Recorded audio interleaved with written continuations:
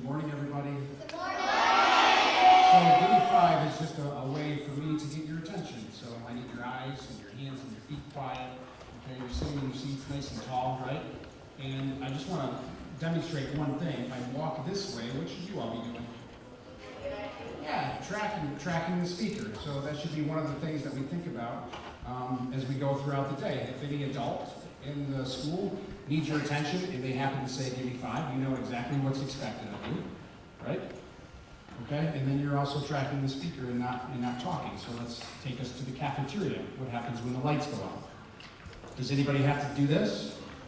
No, because that's an automatic signal to us that we need your attention, okay? So thank you for getting the job done. I'm here just to welcome you, okay? So welcome everybody to Friday. Good morning to you. Go Bills. And I'm gonna stand up here and I'm gonna do a little fraction lesson with you. That's what I'm here for. Okay? So here we go. Focus. A lot of us have learned beginning fractions in third grade. We then graduated to fourth grade. Okay? We're adding and subtracting fractions and then all of the things fifth grade, sixth grade. Woo! Mount Leon. How are those going? Okay? Better every day. One day at a time. That's exactly right. Okay? So here we go. This is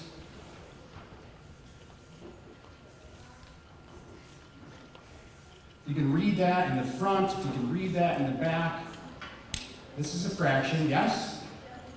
Okay, what's the fraction? Right there in the red. 1 out of 250. Do you know why I wrote this fraction? No. Think about it. Hands down. Why is this fraction relevant to all of us right here, right now? This fraction is relevant to all of us right here, right now, because who's this? You. Well, it is me. You got it. Who else is it? Every single teacher in here, they're also 1 out of 250, and everybody point at yourself. Everybody with two opposing thumbs, yeah, you're also, okay, 1 out of the whole 250. So I'm here to just tell you and remind you that you are just one small piece of the puzzle, okay? And every day, I need you to do your job. Does it sound like an easy task? You're only in charge of you. You're not in charge of the 249 other people in here. Nope. You're only in charge of you. Okay, so I'm asking you to get the job done. Okay, because 250th plus 249 more 250ths, guess what that equals? Guess what that equals? 250 out of 250, which is totaling 1. 1 what? 1 whole. 1 whole Wilkett Street School. Okay, so that's what we're talking about this morning, is how you can contribute to one in the best Wilkett Street School. Okay, is everybody down with that?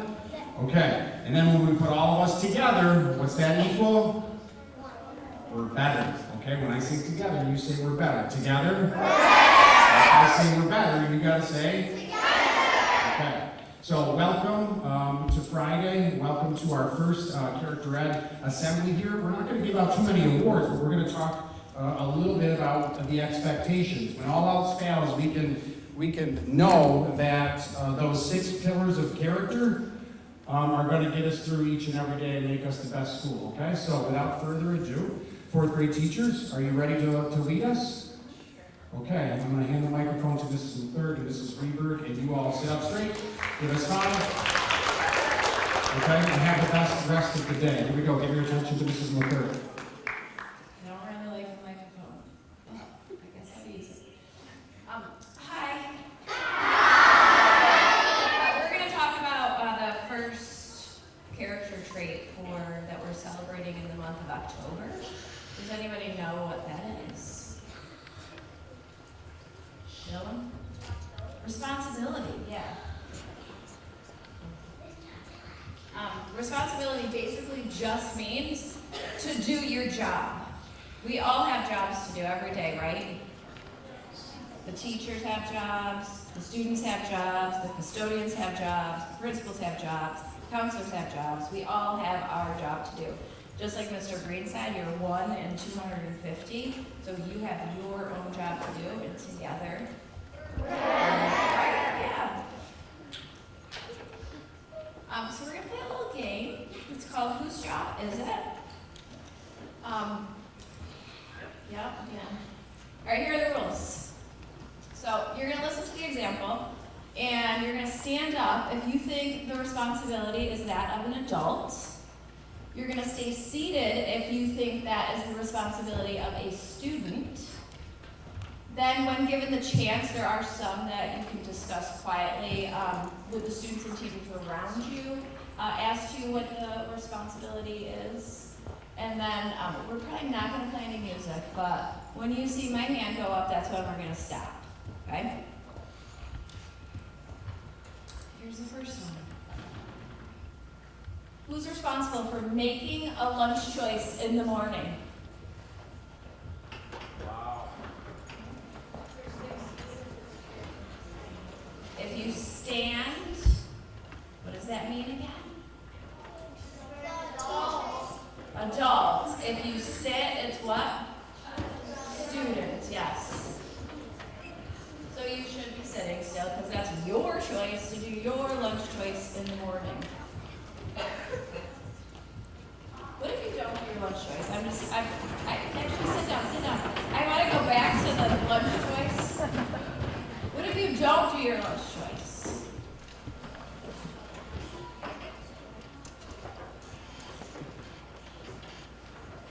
Hunter. Then you'll have to ask, and if you don't answer, you know what? You'll get asked, is that what you said? Right. What if you get asked and you just keep don't doing that? Byron? You probably won't get lunch, because what does the cafeteria need to know? What you're eating, right? They need to know how much of what you're, like how much to order or how much to make. Okay. Who's responsible for having lessons planned for the school day?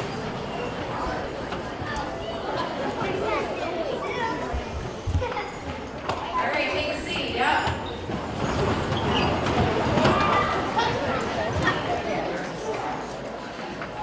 All right, so now I'm going to give you a chance to kind of turn and talk, but what would happen if a teacher didn't plan a lesson before the school day? So go ahead and turn and talk.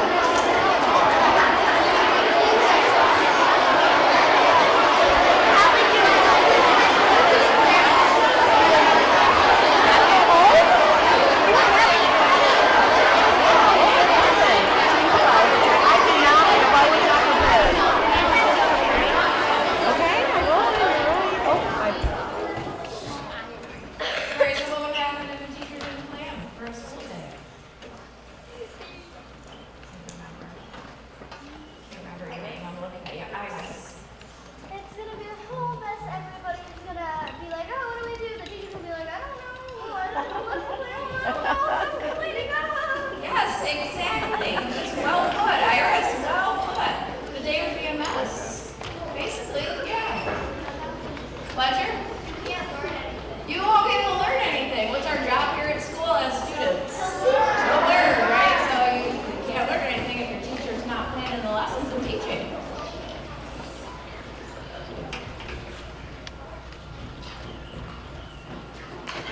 Who's responsible for getting to school on time?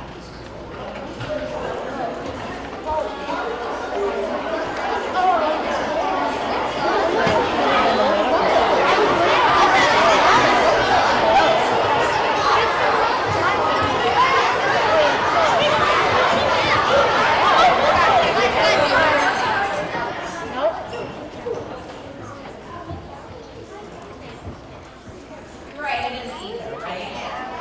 It is either. It's both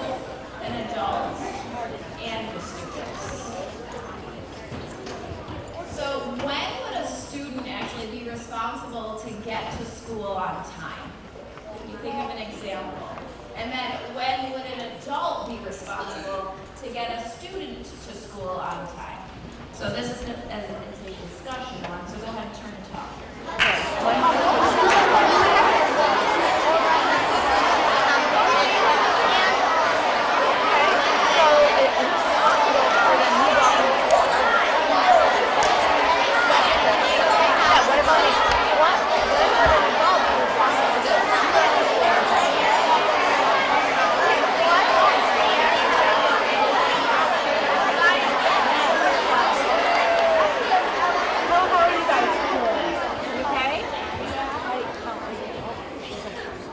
So when would a student be responsible to getting into school on time?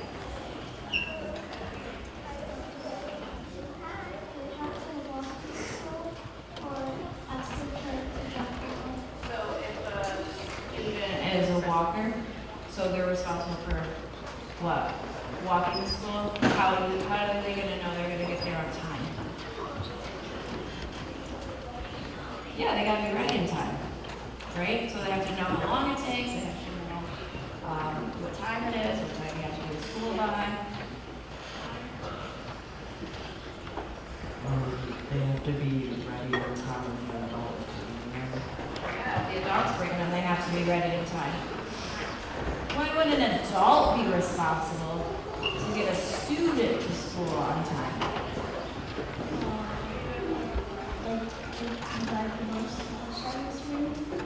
Yeah, the bus driver has to be new, yeah.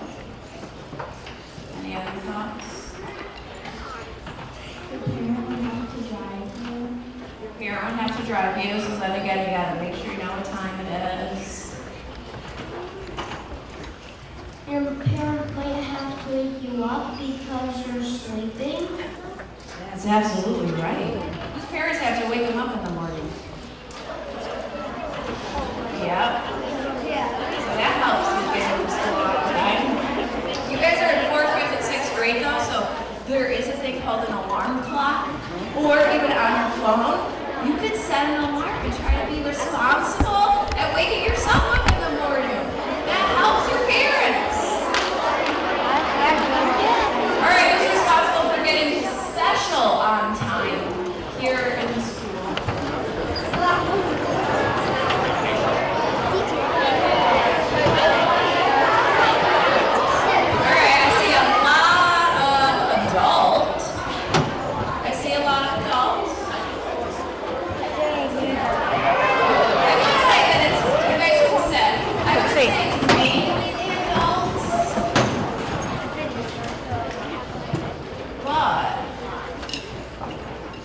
What do you think I'm thinking?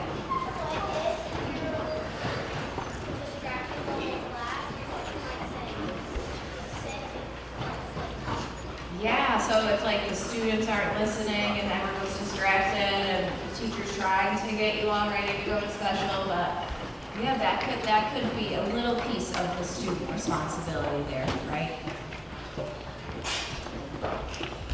Who's responsible for cleaning up a small spill on the lunch table? Stand adult, sit student.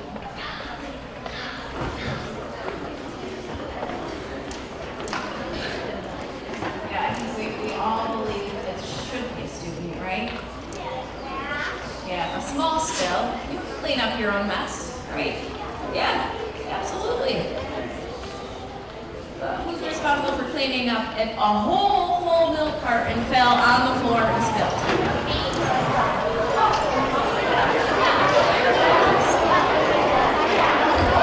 I see some people standing pretty tall and some people sitting. Why do you think it would be more of an adult's responsibility to clean that up? Austin?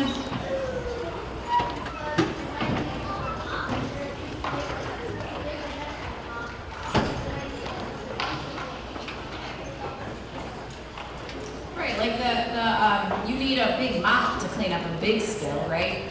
Or do you have a mop? No, you don't have a mop in the cafeteria. The cleaners do. the cleaners do. And that's why the adult would be responsible for cleaning up the big spill. Who's responsible for listening and using a quiet voice during a lesson?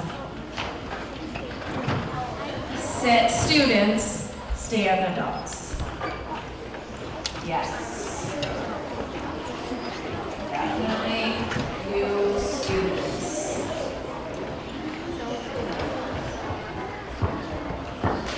What would happen if students were not responsible in this way?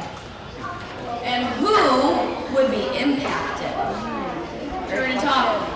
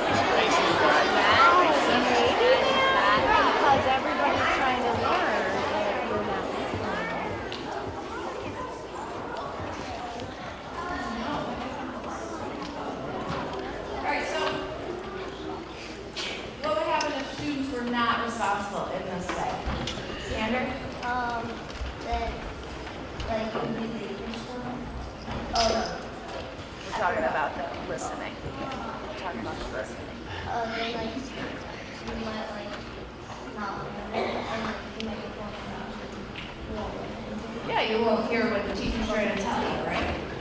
Any other? What would happen? Everyone would be impacted because you might, the whole class would get punished because of one. Yeah, that's true too. But not just being punished, but what else?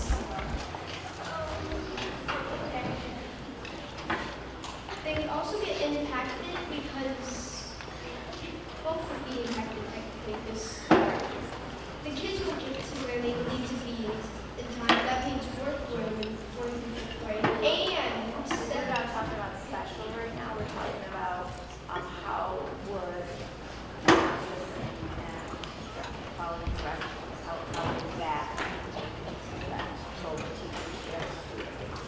because the teachers are getting what they need done, and neither is the students. Yeah, you're right. So what are the students not getting done? Learning, that's right. That's right. All right, next one. All right, who's responsible for being kind to others? We're not bouncing. Choose one. Ow. That's everyone in this whole building, right? That's everyone. Everyone's responsible for being kind to others. Iris and Jaden, sit.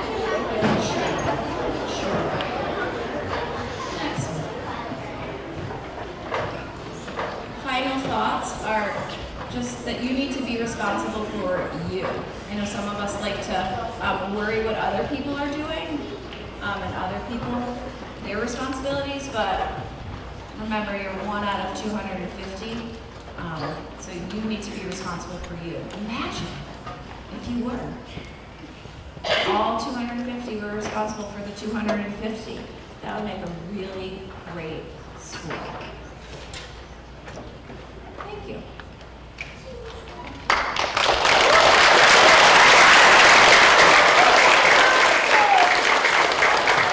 Thank you to our third grade teachers there, Mrs. McClurg and Mrs. Reberg, and thank you to all of you for being good listeners. So, as Mrs. McClurg was heading up this aisle just a minute ago, I was kind of distracting some of the students here because, and I just want to point this out, this is a shout out, and this is being very, very responsible in the moment. There was some money on the floor that a student stopped me and said, "Hey, Mr. King, it's on the floor." And they gave it to me, and I said, let's check with the people around you. And come to find out, it was a student that was sitting right in front. So thank you, Xander, and thank you, Joseph, so much for being responsible.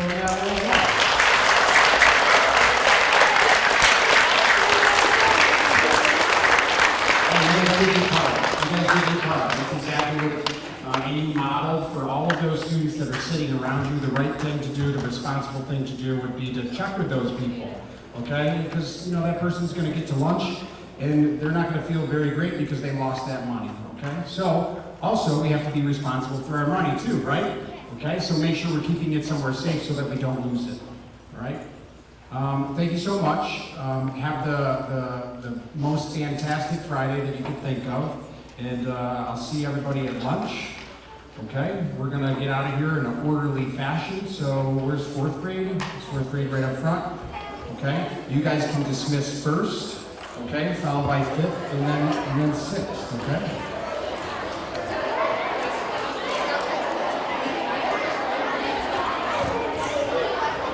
Have a great day.